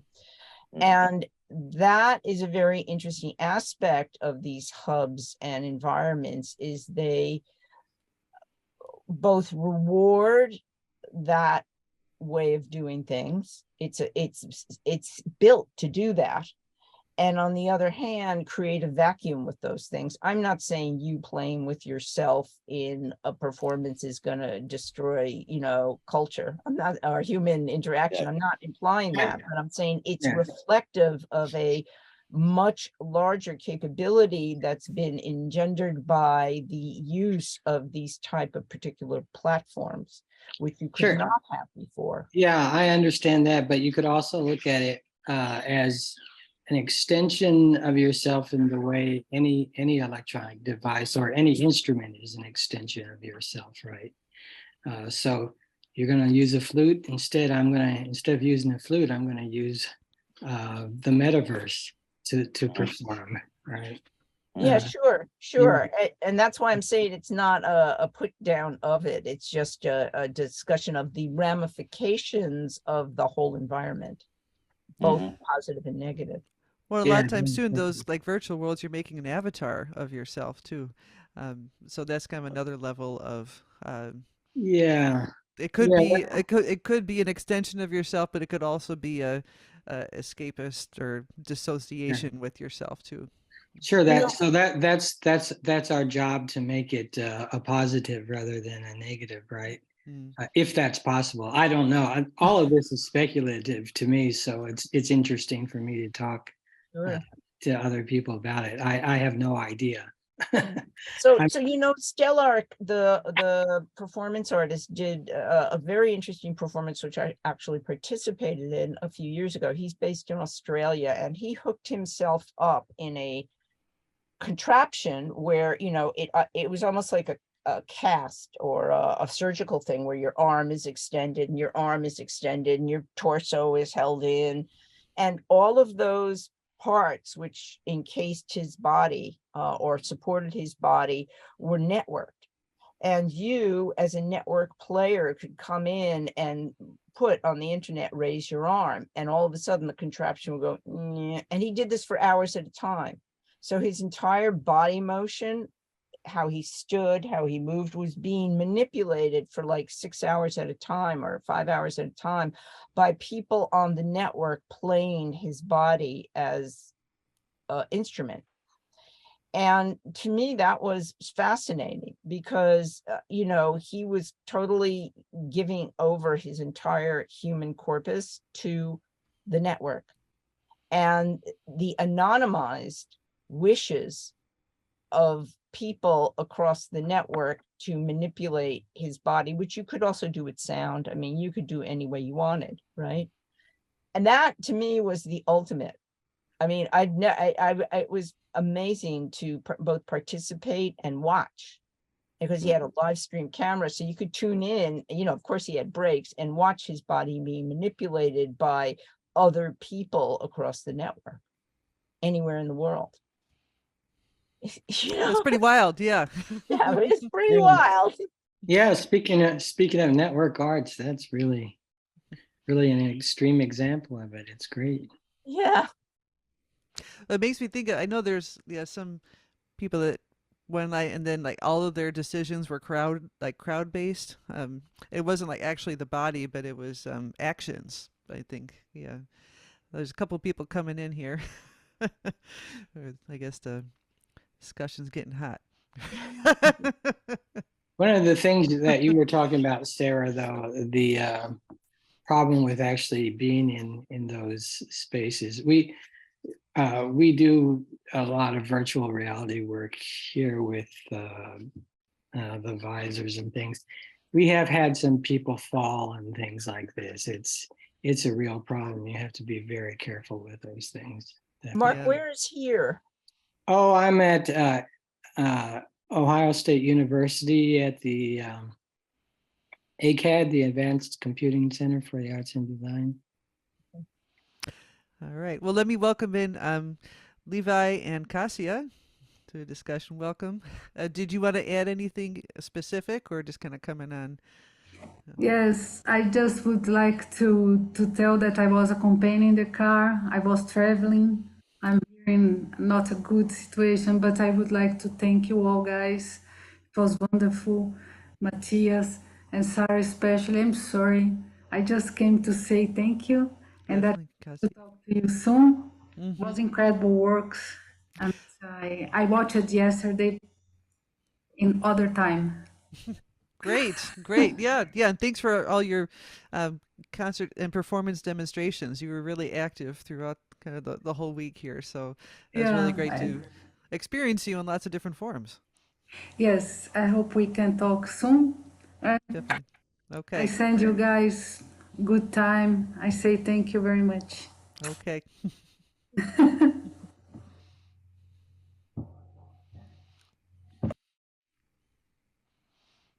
It looks like Levi froze. Yes. In a friendly position. Yeah. We will come back in here. Um,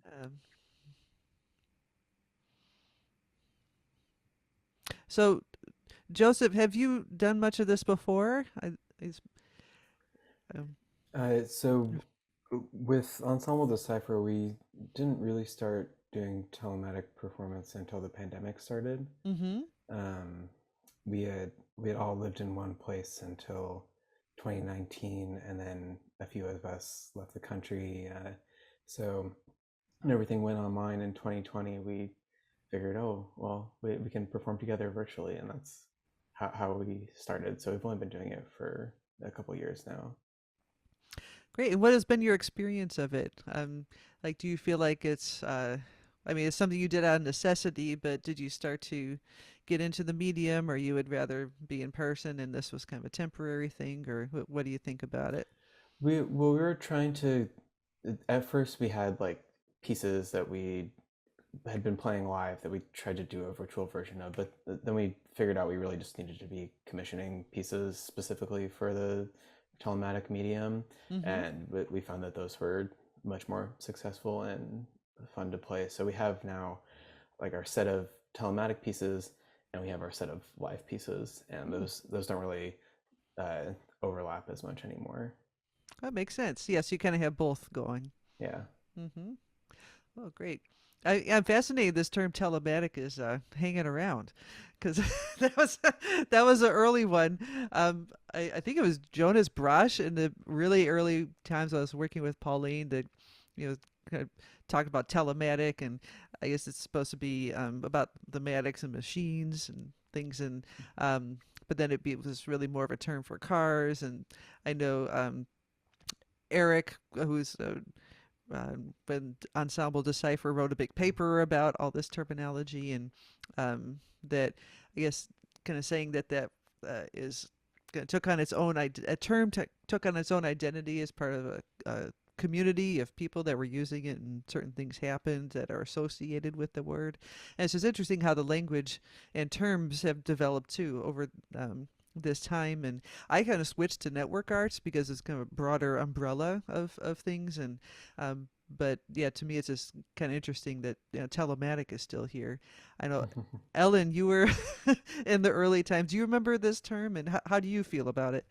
Yeah, I would, for me, because I'm a new media artist, not a musician, the term telematic is always sound-based, really, Hmm. because it's based in Jack Tripp, and it's based in many instances it's based in IPv6.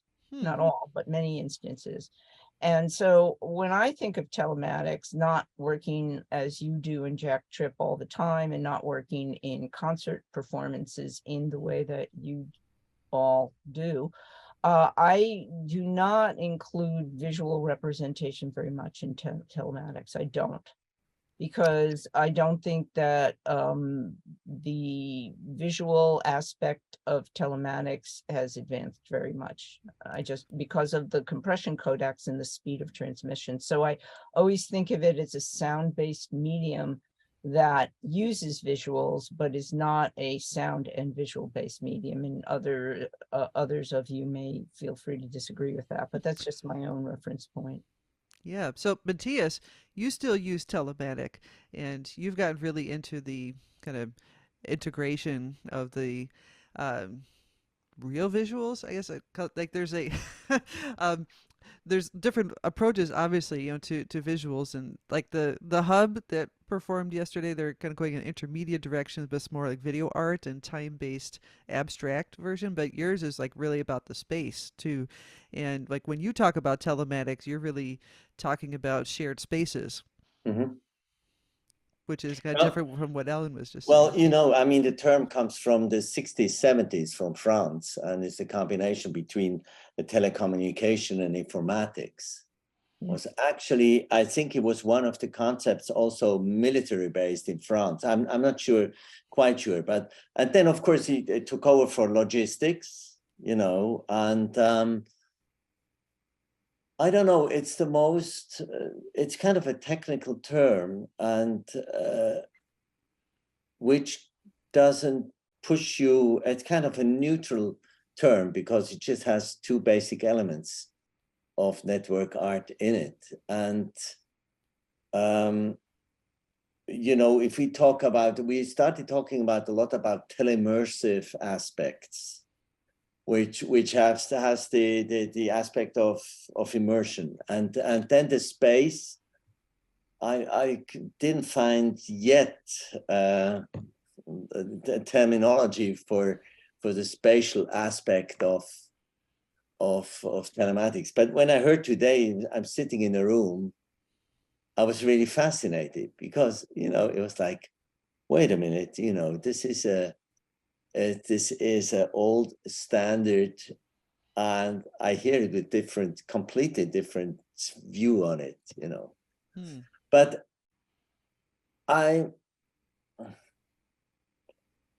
well, of course, you have this organization, NowNetArts, which I think it opens a lot,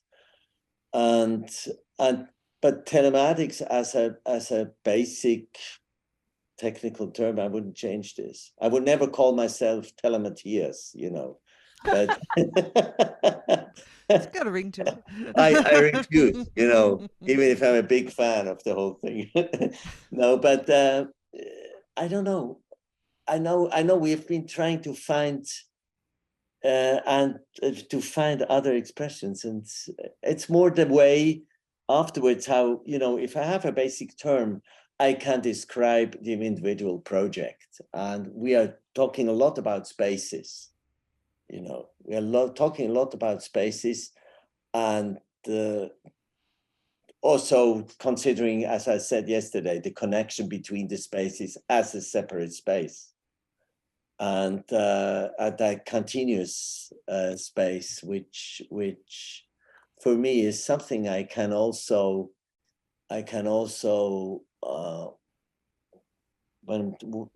when I'm walking through a building which has continuous space, I can kind of imagine I'm not just opening a door and I'm in the next space. The settings change into another space, but maybe still walking on the same ground. And that's what I like about this.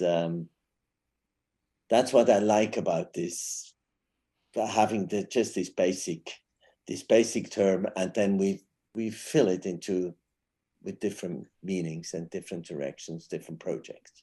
Matthias, in AI visualizations, which are now becoming very large, that space is called latent space. And in networked, I would call it latency.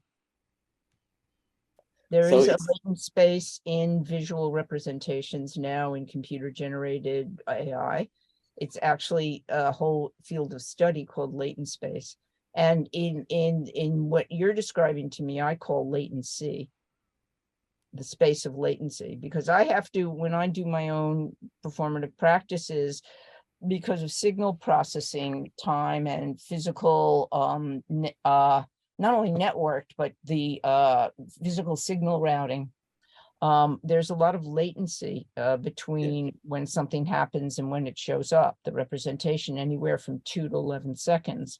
And I'm sure that's true, you know, in network performance. And so when you're talking about transitioning through two rooms, that is the latent space. It's the same. Yeah, I like the term. I haven't heard it. So it's latent, L-A-T-E-N. L-A-T-E-N-T, latent. Latent space. Latent space, and in AI rendering a visual, it's or latency, L-A-T-E-N-C-Y, latency. Yes.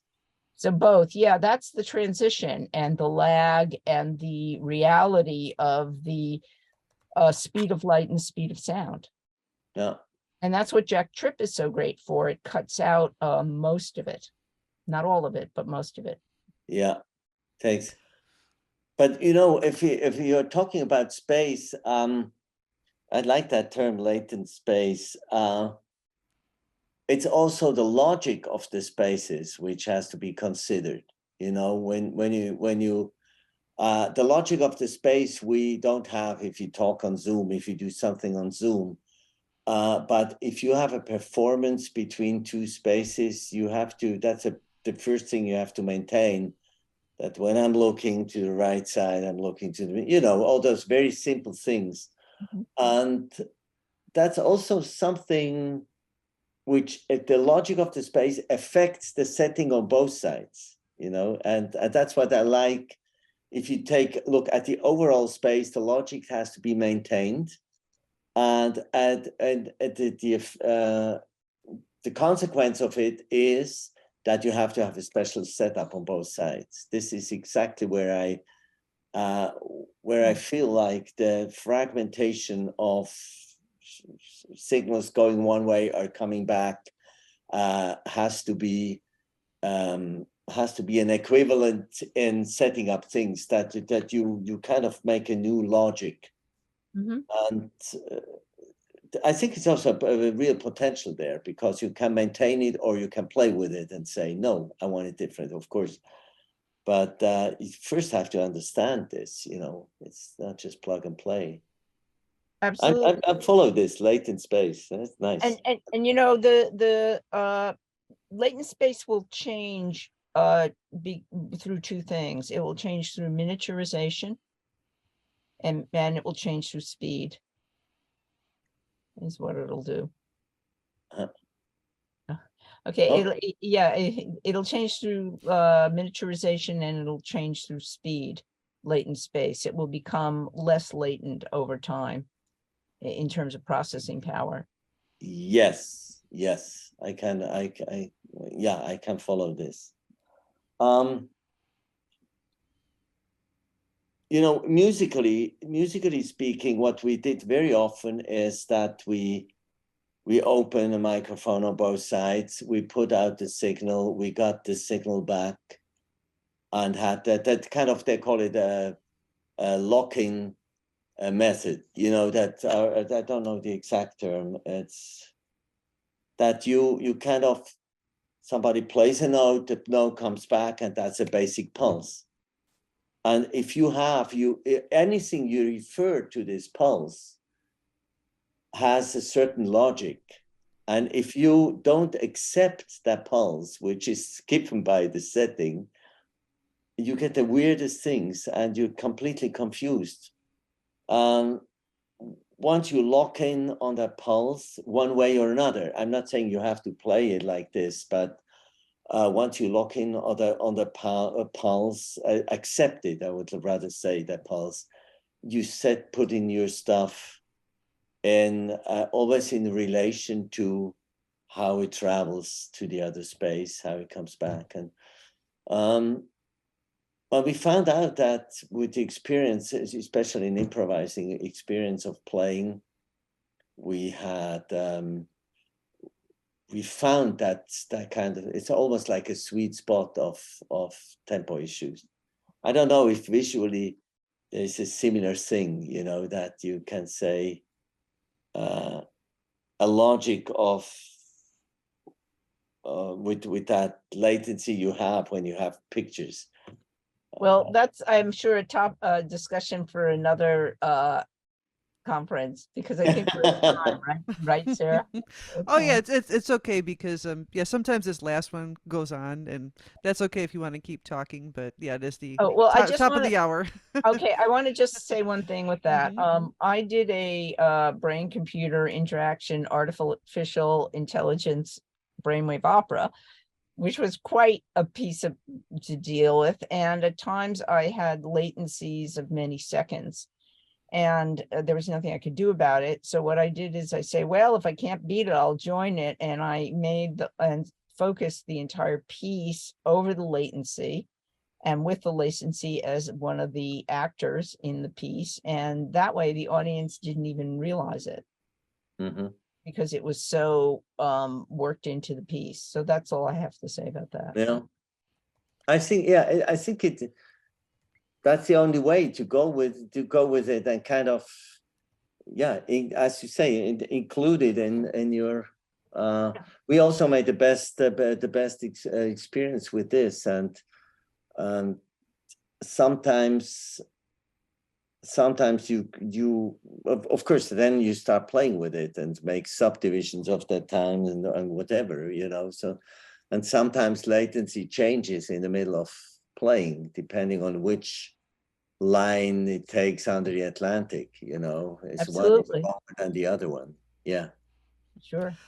But this brings also to my mind, though, the idea is like, defining kind of what latency is, and if we're talking about like a latent space as kind of a reality dropout or something, that it kind of like so there's the idea of like, do we take in all the sound, or is some sound noise, right? And so do we take in all the reality, or is some of the reality noise, that we're going to call it latent because it's not part of like this construction that we're going between.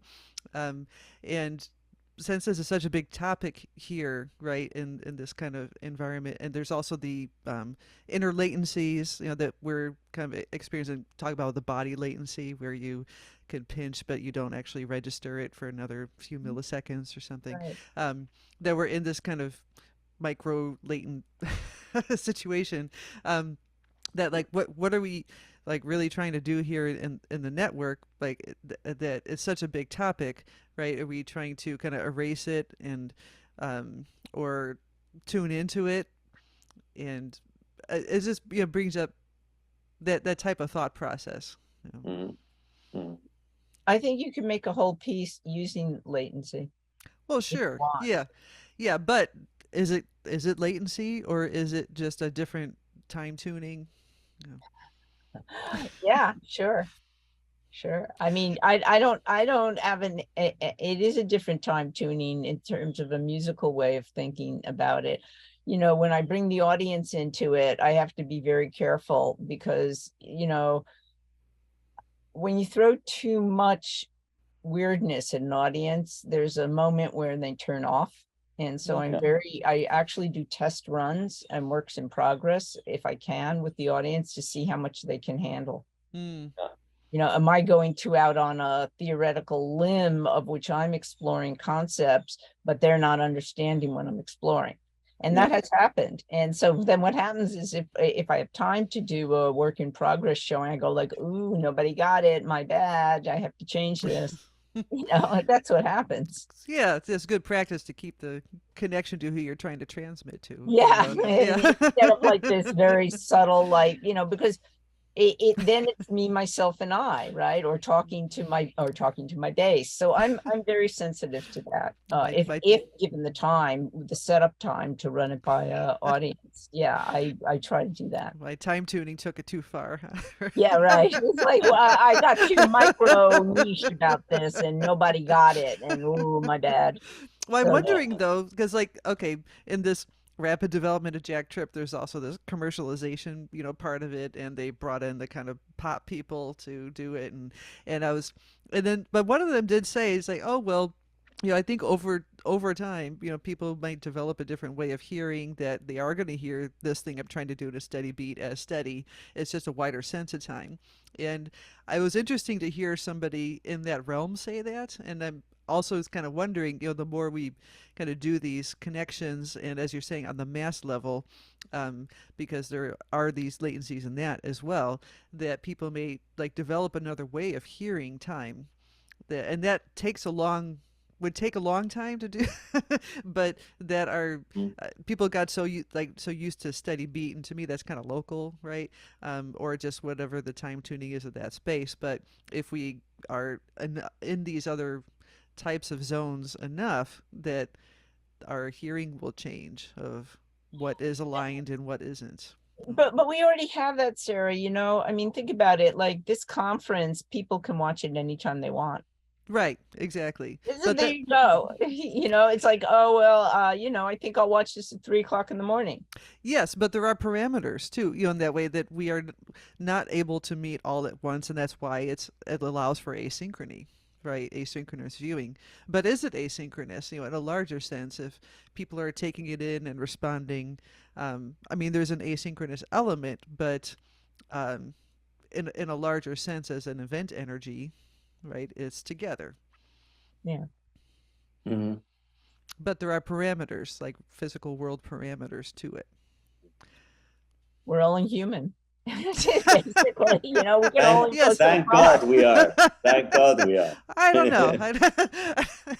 I'm open But to different species. Yeah, well, Sarah, you've been going at this for what, 5 days That's nonstop? why I would say something like that. I, A I, whole I'm week, yeah. I don't, I really have to hand it to you. What stamina, what strength, what amazing dedication, and what heart, because what an effort, really. I couldn't do it.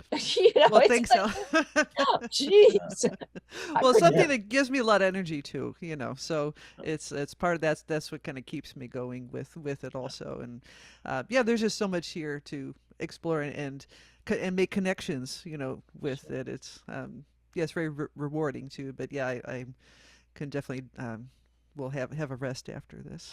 good. Oh, well, that's why we gave you on Tuesday night a nice meal after the, Yes, thanks you for know. that.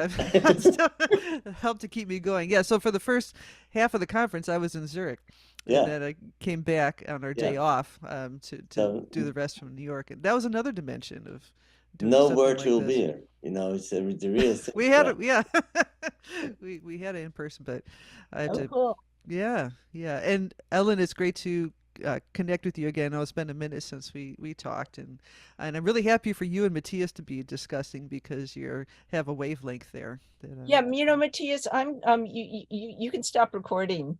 okay. Well, in that case, there's some people that are tuning in as Okay. attendees, and I also want to, guess we could officially Yeah. say I the, just the the conference is concluded, but these topics and Now, energies continue. Yeah. So thank you to everybody, and we'll talk soon. All right. Okay. All right. So I'm going to stop the recording.